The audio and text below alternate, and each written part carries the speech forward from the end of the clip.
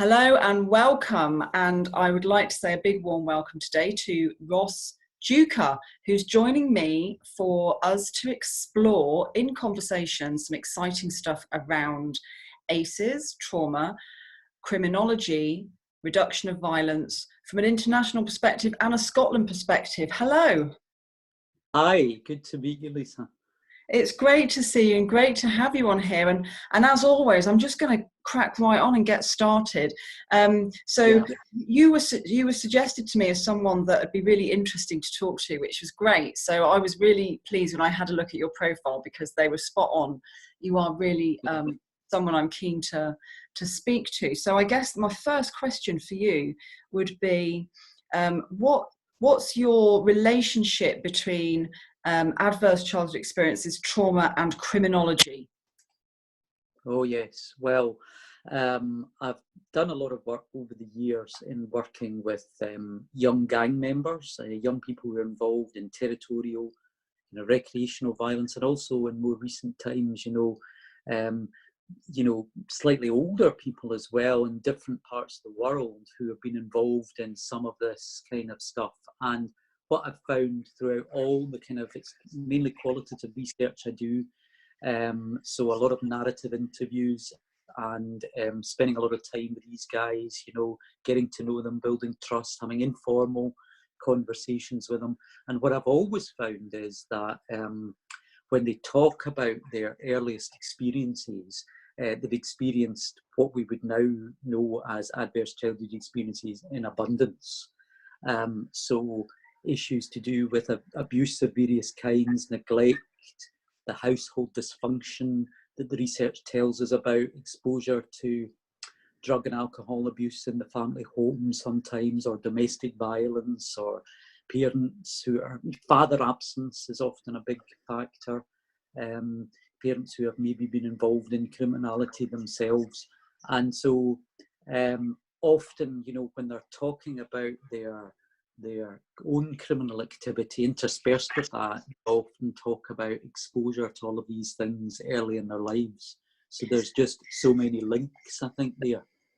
Yeah, so when we think about risk factors, what we're seeing, because, in terms of how many protective factors and how many risk factors a person might have around them, what you're saying is what we would probably imagine or guess or know is that there are a lot of risk factors around those young people. And the other thing that I think is worth thinking about is about that need for belonging, that we have that kind of desire to connect, to belong, and what happens when we can't find that somewhere. Yeah, absolutely. I mean, I don't think we can ever get away from the fundamental cause of a lot of this stuff, which is always going to be, I think, about poverty, and structural inequality always lies at the surface, lies beneath all of this. But I think, in turn, that then stimulates a lot of these other risk factors they become exposed to early in life in the family home and in the community. And, an accumulation of those things can lead to, I never think that we should look at ACEs in a deterministic way, because I think, there are plenty of people who experience ACEs who don't go on to become involved in crime. But certainly, having an abundance of those ACEs, certainly is a big risk factor for future criminality, and also dependency issues that arise in alcohol and drugs and various other kinds of issues like that. It's one of those things that people get really confused about, don't they? They kind of, when they see statistics, for example, so one of my passions are around looked after children and the kind of statistics that they show up in. It's trying to help people understand, yes, there may be a prison population that's likely to have 40% of that prison population have been looked after. That is not the same as 40% of looked after people end up going into the prison system. And it's helping people differentiate between that cause and effect. In a sense, that data is only useful when you have a group in front of you that you're looking back with, rather than a group in front of that you're looking forward with. Have you got a better way of articulating that helps people? Yeah, I think so. I mean, certainly a lot of the kind of approaches that I've used in my fieldwork have been focused on life history interviews, for example, where certainly in recent years where I've worked with slightly older people, the majority of them have been male offenders, and they've reflected back on their life course trajectories, and the different kinds of turning points that have led them to participate in violence and various other kinds of criminality. And often they're very, very introspective and reflective. Often I find it's interesting, they start off by saying they had a normal childhood, and they had a normal family. And then once they start talking about, their experiences of growing up, actually, it wasn't normal at all. It was often very defined by a lot of these ACEs and trauma, that began to emerge that perhaps wasn't recognised at first. So I think, looking back and doing these narrative life history interviews really enables me to really hear about all of those turning points and transitions and the links between the risk factors and what happened next. And different people's normal, that's the interesting thing, isn't it? And that's true. Yeah, but I'm interested in something that you were saying about structural inequality, because again, I think this is a really big tension in when we're thinking about people responding in very normal, to use that word again, normal ways to distress, and normal responses to some of the structural inequalities that we have in our society around poverty, access to education, being able to remain in education. There's a whole range of things that almost create circumstances by which people are going to have very normal responses to, that we then pathologize, criminalize. Yeah. So how do we then work with those kind of tensions on a political level that help us look at the bigger picture, while keeping the individual in place, but also looking at community and society as a kind of one of my slides in my show is like a Venn diagram, because all of those things have to be working together. And my fear is that actually often the society element of it hampers so much of what we can achieve with a person in their community. I mean, what are your thoughts about that? I think, that in terms of policy, we really need to be mindful of all of those risk factors, and we need to look at the offending behaviour as a symptom of that. And rather than having a focus on enforcement, and a focus on punitive approaches, we always need to think about alternatives, particularly with young people, and thinking about prevention tools, and preventing young people from entering the criminal justice system as far as is possible and for as long as is possible. So having community alternatives and having a focus on prevention, a public health approach, there's a lot of talk about that just now in response to the issues in London. And I think Glasgow has really led the way in many ways in terms of adopting a public health approach, and has seen significant reductions in violence among young people as a result. So I think it's always recognising those risk factors and trying to treat those risk factors. And really the only way we can do that is through education, I think, and through a compassionate approach to the kinds of trauma that these young people are often experiencing. And I think community-based interventions play a really important part. Youth work and community outreach work is almost always the kind of first point of contact for a lot of these young people. Yeah, we know that youth work, certainly in England, has just been pared back to I was working yesterday in Hounslow, and there was a youth worker in the room, and I was like, yay, I haven't been in the room with a youth worker for a long time. Those services have just been so diminished. But just going back into Glasgow before we get also an international perspective from you.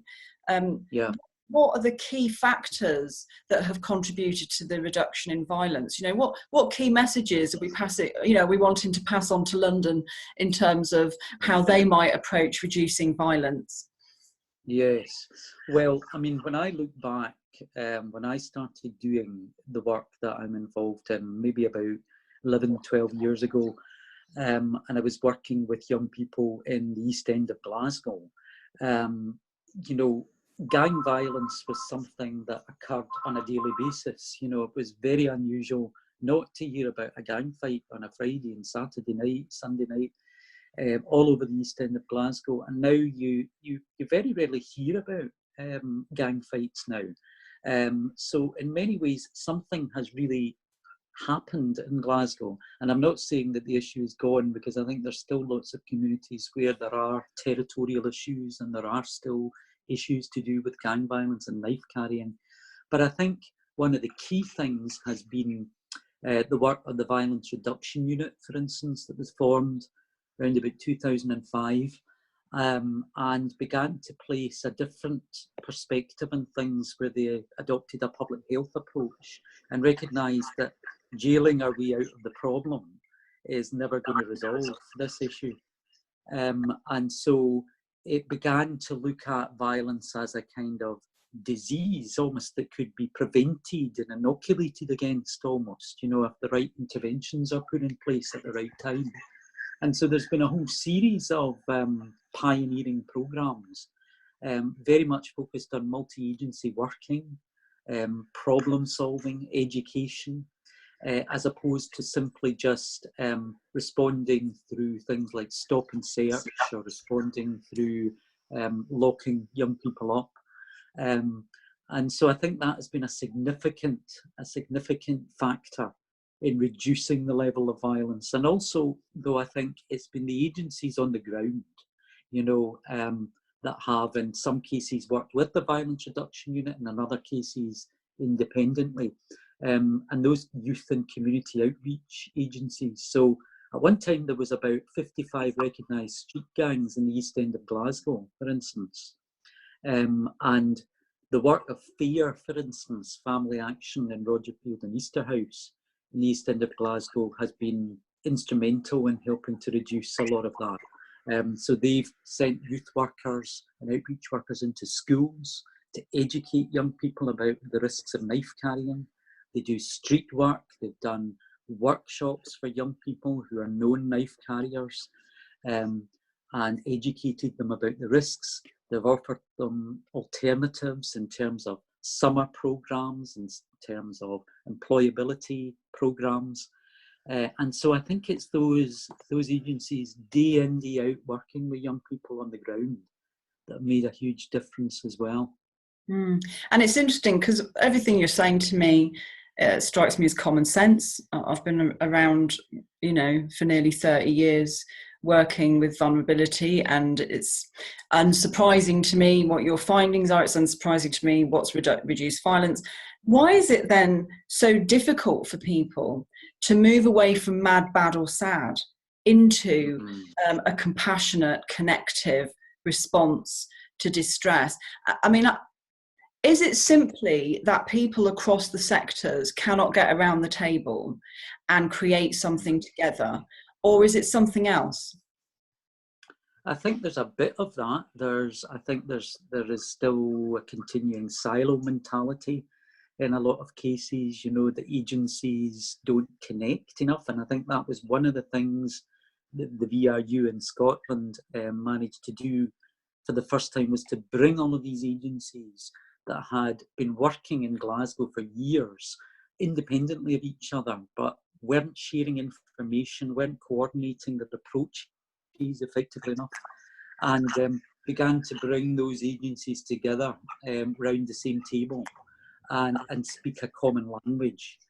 But I think there's always the kind of, I suppose, fear and risk, perceived risk among some agencies, you know, about how the general public might react, or how the media might react, you know, if the police, for instance, are seen to be too soft in crime. You know, you'll get the the kind of Daily Mail headlines emerging, you know, and things like that. And I think sometimes that sometimes prevents, you know, more of these kinds of approaches being adopted.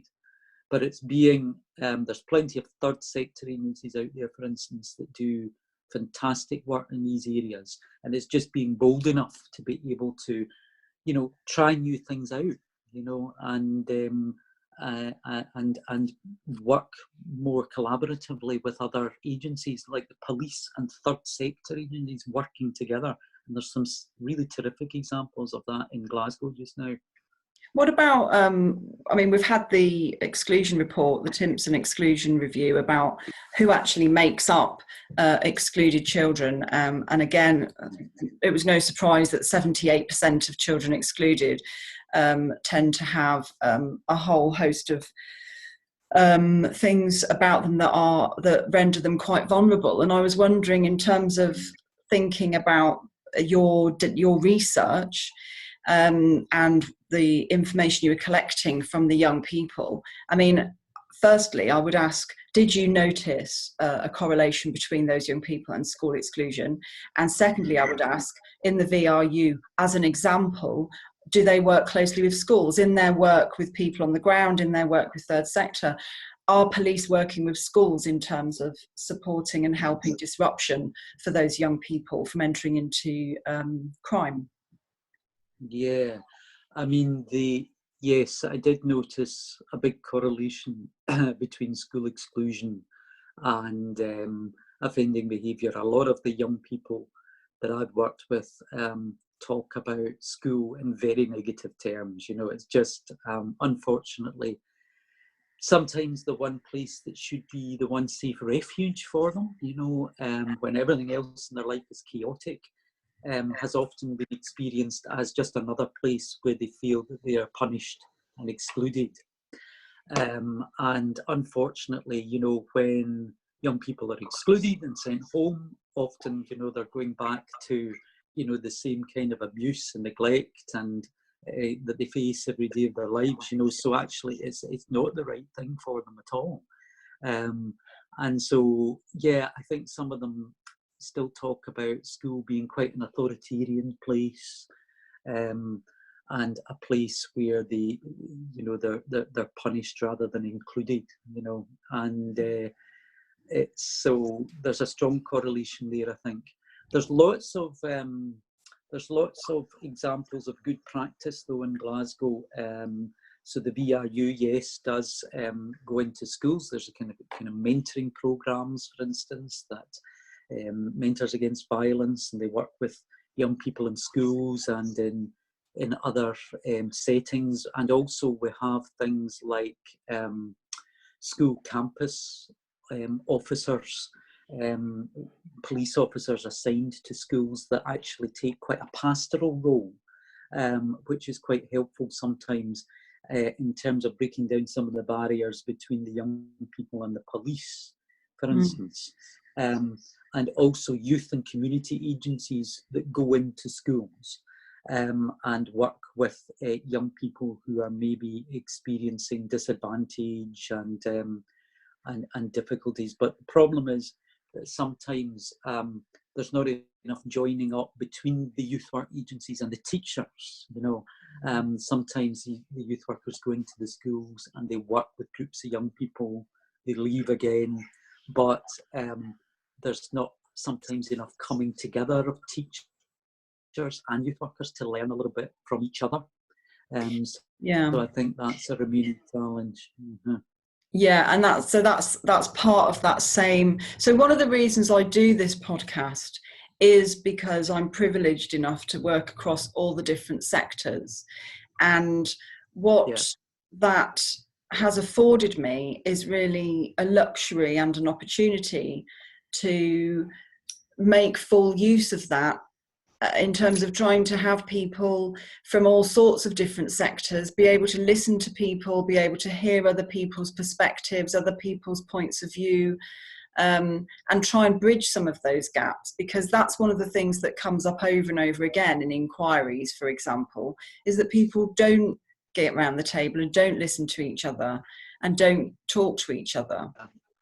Yeah, yeah, absolutely. Yeah, and I think, you know, there's different kinds of values, you know, professional values associated with different, you know, professional groups, and it's sometimes difficult trying to break those down. I mean, a few years ago, for instance, I did a study looking at the role of youth work in schools, and found that there were, you know, the youth workers were doing great work, but unfortunately, sometimes some of the teachers that I interviewed weren't very happy because the youth workers, they felt, were too relaxed with the young people, and allowed them to swear in the class, or to have their phones out, or to sit in the end of the table, you know, and just have a chat, you know. And sometimes the youth workers thought the teachers were far too formal, you know. So there's a need for harmonizing that a little bit, and for bringing them together and learning from each other, I think, sometimes. Yeah. That is such a good point, you know, that those kind of different values, you know, that each agency holds. I mean, even things like how you dress, you know, I mean, I remember coming out of social work and going into education and almost like hanging my jeans up and having to put some sort of suit on, you know, and just feeling quite alien. You know, those are the kind of different things. And I guess that's, if we are going to work in a much more multi agency way, like properly, then these are the things we have to navigate. You know, these are the things we have to develop empathy and compassion about and understand. And in a sense, not sweat the small stuff.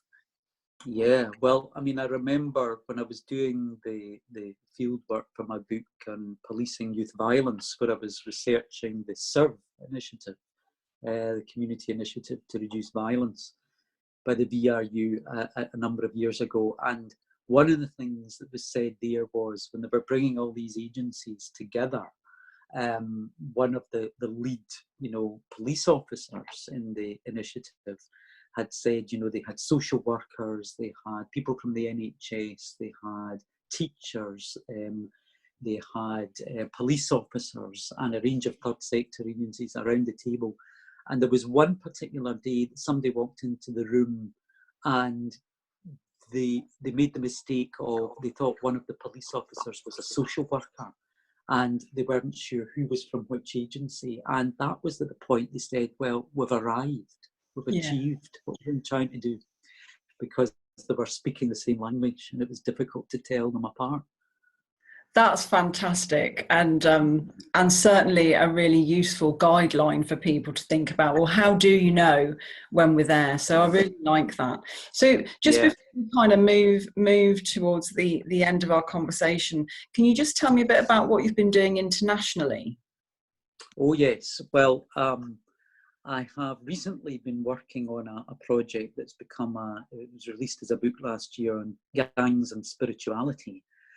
So that has taken me into three continents of the world, actually. I've been working in Scotland again, but also in Denmark, in Los Angeles, in California, and also in Hong Kong. Wow. Yeah, so it's been quite diverse.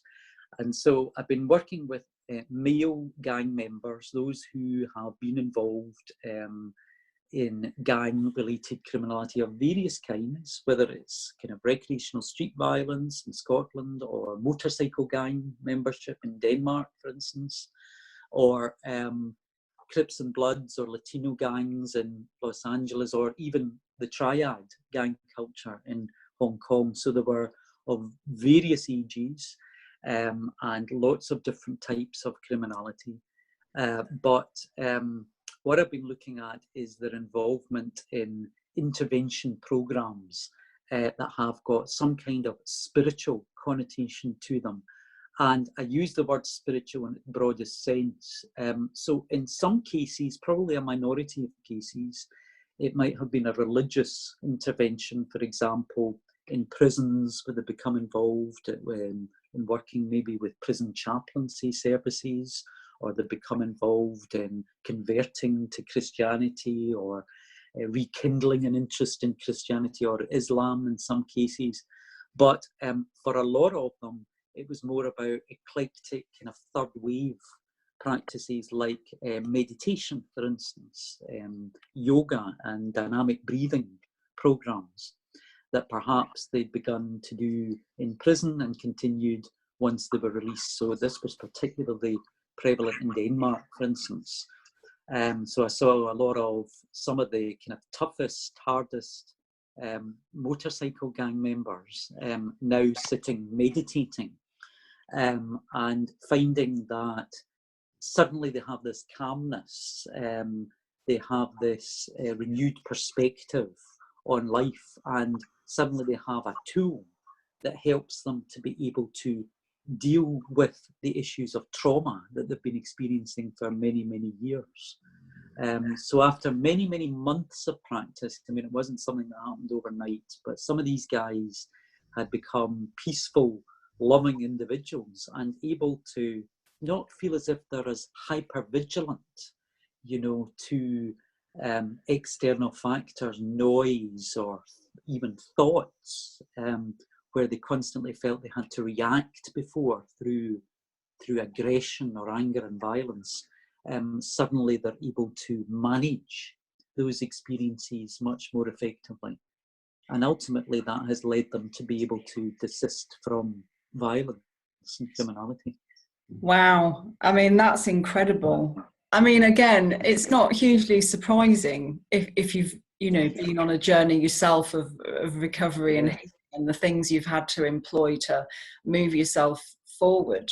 But talking about people who are so deeply entrenched in a particular lifestyle, so invested in it in a very tribal way, to be able to come out of that using meditation and mindfulness, that's amazing. And what you're saying is that they were introduced to that in the criminal justice system, and that's something I'm always talking about, which is, you know, why are prisons not operating from the basis of the trauma that they contain, and therefore starting a sentence is about a therapeutic intervention. And when you've got that kind of data that tells you very clearly that you can disrupt criminal behavior through using things like mindfulness and meditation, it beggars belief that it's not done, it's not used, it's not part of our criminal justice system. Absolutely.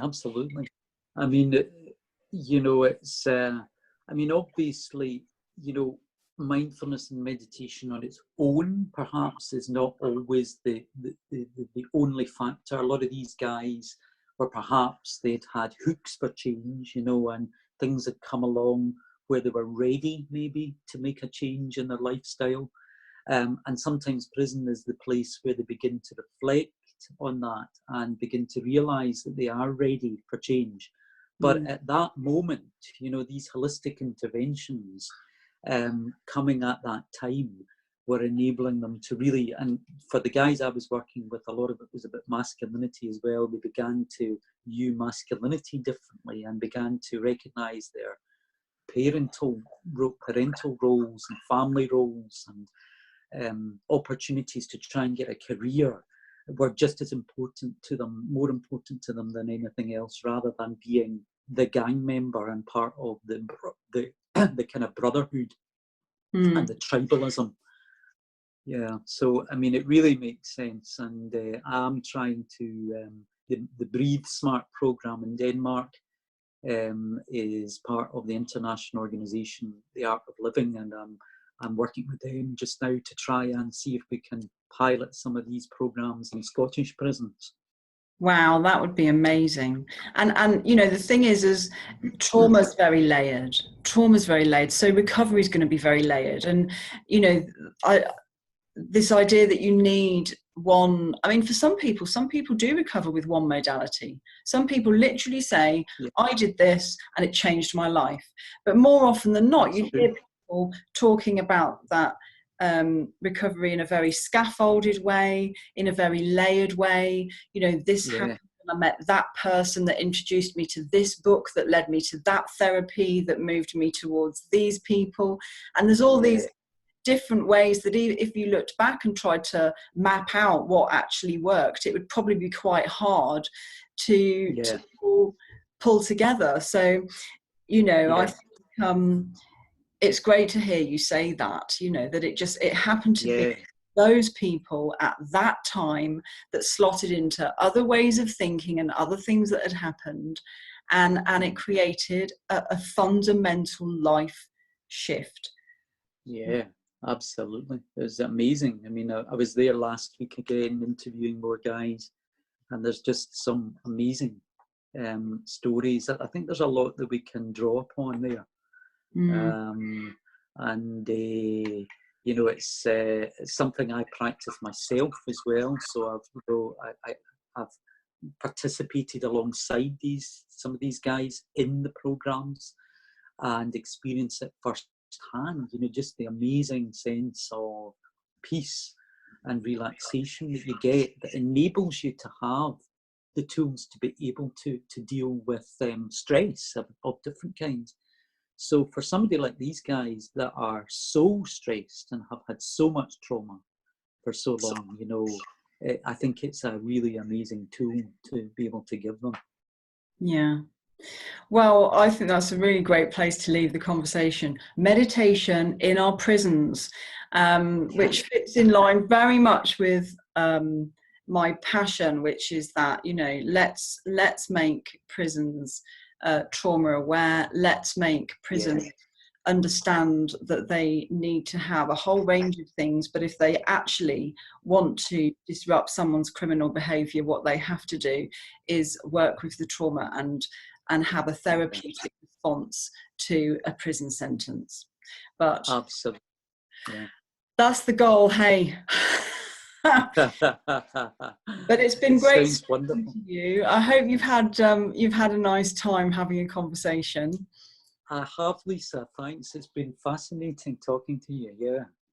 Brilliant. All right. Well, I'll put your details in the box below so that people can make contact with you when they want to. And you know, everyone's going to really enjoy what you've got to say. So I really want to hear how you get on with your project and how it goes in terms of bringing meditation and mindfulness to Scottish prisons. Okay? Thank you. Yeah. Brilliant. Okay. Thank you very much. Bye. Take care. Speak to you soon. Cheers. Bye. Thanks. Bye-bye. Bye-bye.